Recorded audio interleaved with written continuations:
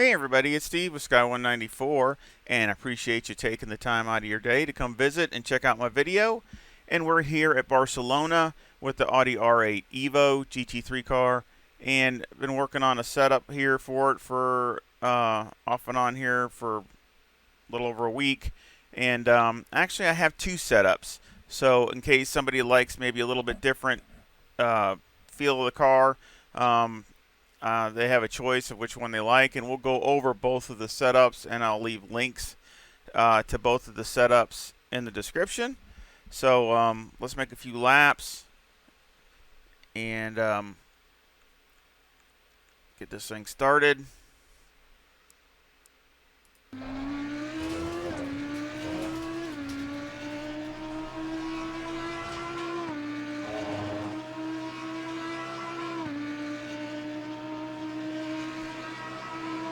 Of course, I have a PayPal link in the description also if you are able to donate anything. Of course, all my setups are free and they will stay free. But if anybody can donate to help out, support the channel, I would really appreciate it. And of course, things that I'm trying to do to make things better. And again, it's anything. It can be whatever you would like. So that will be there, and I'm also going to have a Patreon also, but if it's not there, it'll be there soon. So anyway, here we are here at the 100, and of course I'm usually braking here right before the 100. You can go almost up to it, but it kind of kills you going into here, so you could probably do it if you're making a pass on somebody, but I try to go a little bit just before it. And of course, cut the inside here, try to cut the corners, that might be a little too much, but I mean, it's real close. I like to try to keep it right over here on this white line, or just a little bit on the other side of the white line. This car takes bumps extremely well. So for the Audi, I got it set up pretty good, so it's really goes over them good. So shouldn't have any issues with any kind of bumps. Swing it left and then come back right and just get on the gas as soon as you can. Swing it out here to the edge. Keep the right tire on that white line there. And of course, just before the bridge here, I'm on the brakes, and then I go downshift into second, going into this right-hander here. Try to keep it tight. Go up to fourth just for a second, and then back on the brakes and go all the way back down to first. Be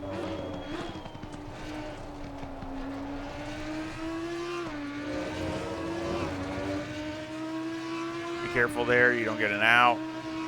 And then here, I'll wait till I get right up to this section of concrete right here of the curb, and go down to second.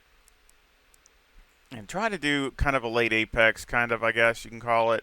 Not real bad, but kind of on a late side. So I want to come in like that, and either be on there like that or right next to it. I don't want to be out here anywhere. And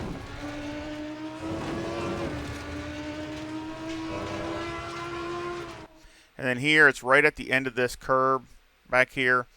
I just touched the brake to settle the car, and then basically hug this corner. Be careful of it though. I would not be riding all over it, because it can spin you out or really mess you up, to mess your whole race up. So try to stay away from the curb. Run it out wide here. Of course, you can run it out even a little wider. As long as you don't get into the gravel, you're okay.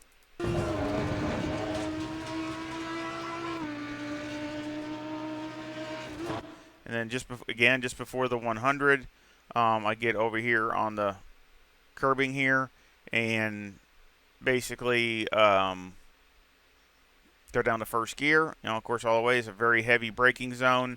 I try to stay a little wide, kind of a mini late apex, so I can really cut this curb good. Of course, you got to be careful if you're fighting somebody, to be defensive.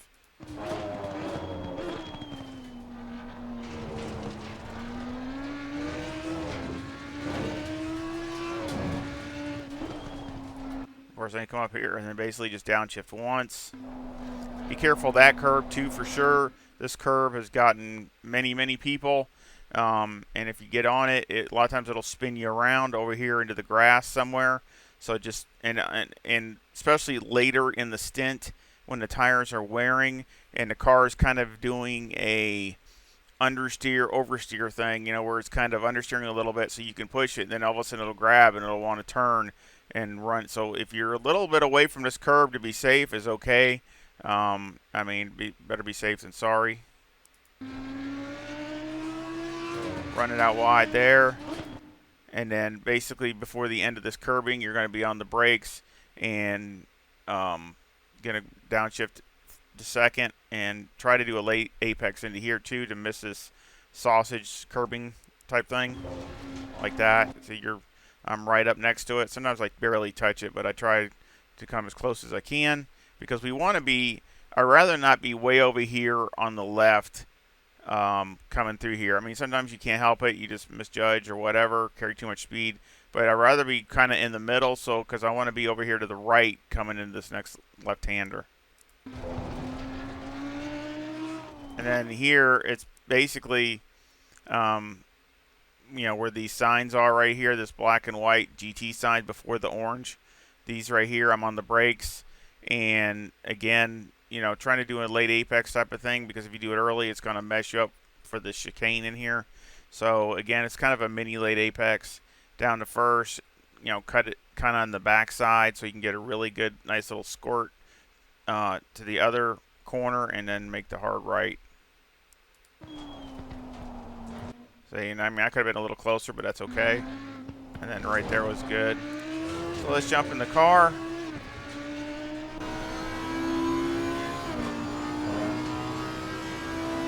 That was a 1:45 flat. And of course, I started out with 80 liters. You still see I still have 70.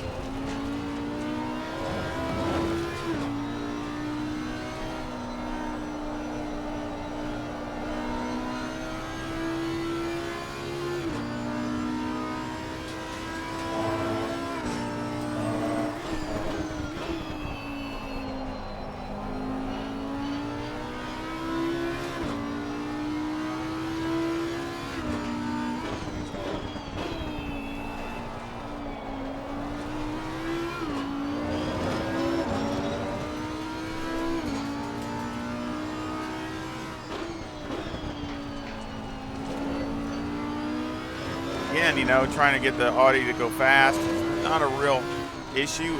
It's trying to keep it halfway consistent and trying not to destroy your tires. That's the really hard part.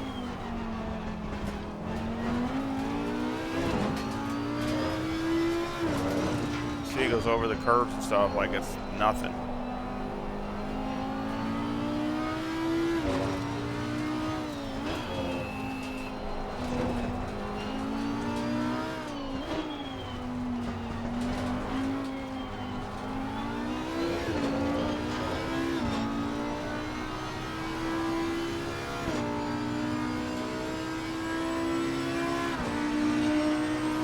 Alright.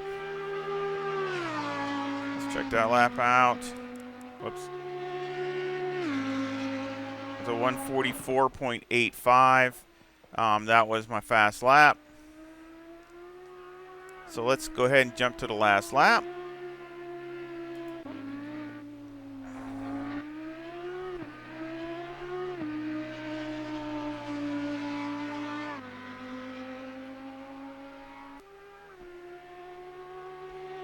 I love that Gulf livery, really nice.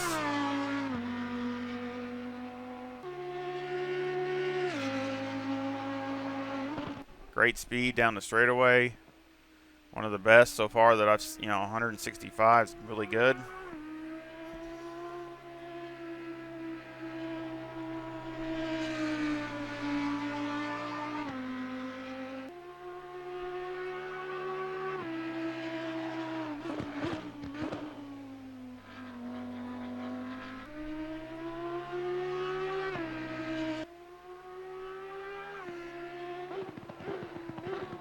Gorgeous car.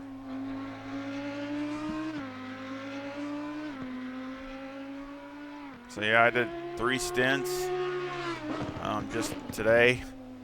So the first stint, I didn't really care for the, need to do some adjustments with the setup. So, and then I did another stint with this different setup, and then I just did this stint with this setup. So, a little bit different characteristics.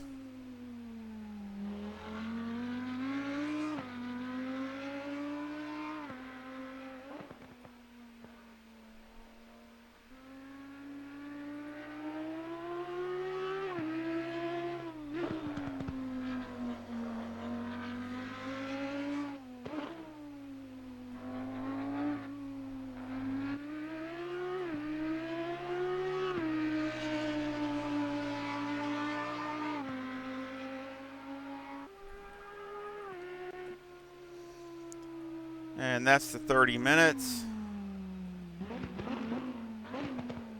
Oh, I love that sound. That was a 145.76.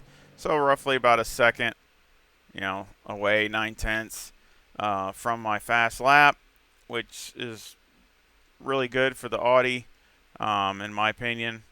So let's go over the setups. And I will do them in order.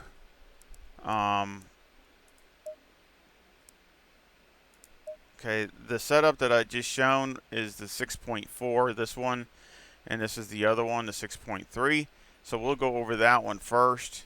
So let me load that. And of course, tires, I got 25 left front, 25.2 left rear, 26.6 right front, and 26.5 right rear.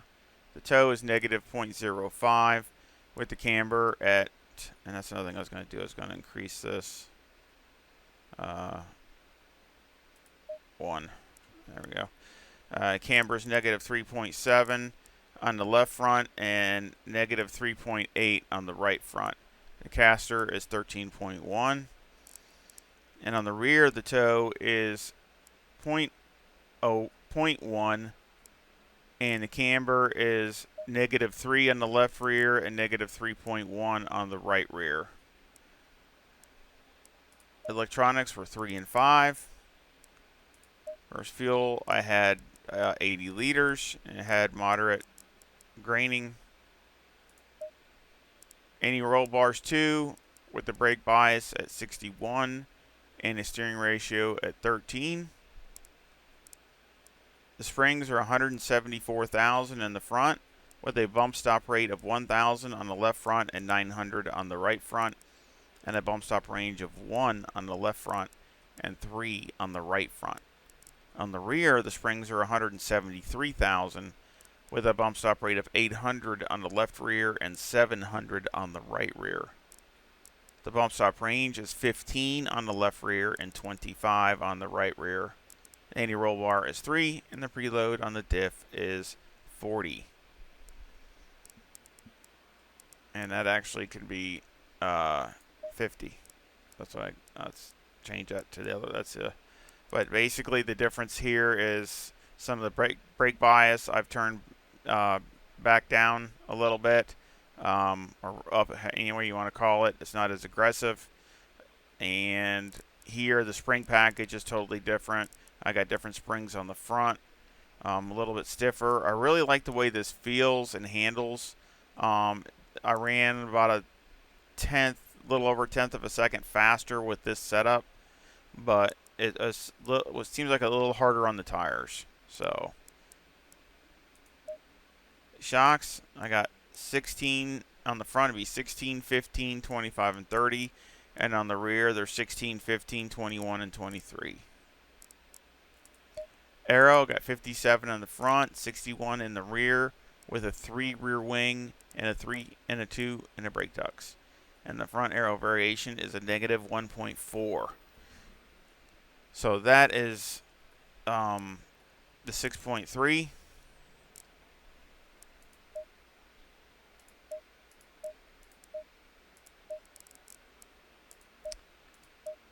And the 6.4 Basically the same pressures, 25 left front, 25.2 left rear, 26.6 right front, and 26.5 right rear. The toe is negative 0.505 on the front, with the camber at negative 3.7 on the left front and negative 3.8 on the right front, and a caster at 13.1. The toe on the rear is 0.1, and the caster is negative 3 on the left front or left rear and negative 3.1 on the right rear. That's pretty much all the same. Electronics are 3 and 5. Fuel's 80 liters. Of course, like I said, it had moderate to light graining. Mechanical, got 2 on the anti-roll bar. See, I have 59 on the brake bias with 13 on the steering ratio. The springs in the front are softer. I went with a softer spring, trying to be a little easier on the tires. It's 153,000 with a bump stop rate of 1,000 on the left front and 900 on the right front, and a bump stop of range of 1 on the left front and 3 on the right front. On the rear, the springs are 173,000 with a bump stop rate of 800 on the left rear and 700 on the right rear. The bump stop range on the left rear is 15, and on the right rear it's 25. Anti-roll bar is 3, and the preload on the diff is 50. And I'm trying to save some of the tires, which it did help. So I think the other one had, the other setup had moderate and significant graining, and this one just had moderate. So it was a little bit better on the tires, plus it took the bumps easier.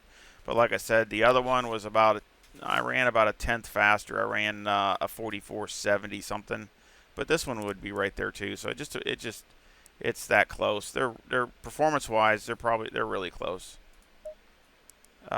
Shocks on the front, I got 16, 18, 25, and 30.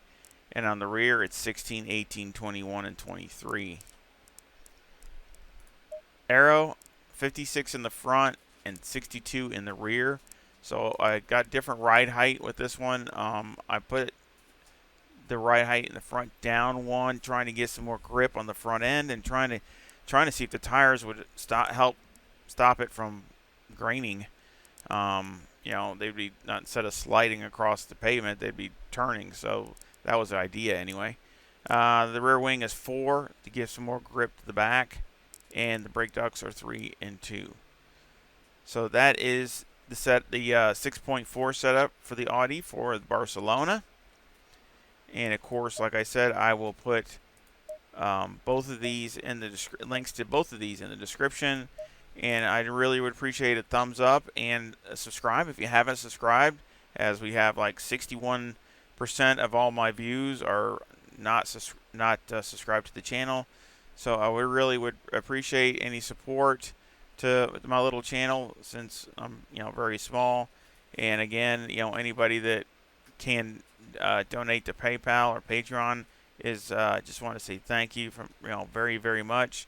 And again, the setups are free, but it's just whatever you can do or can't do is fine.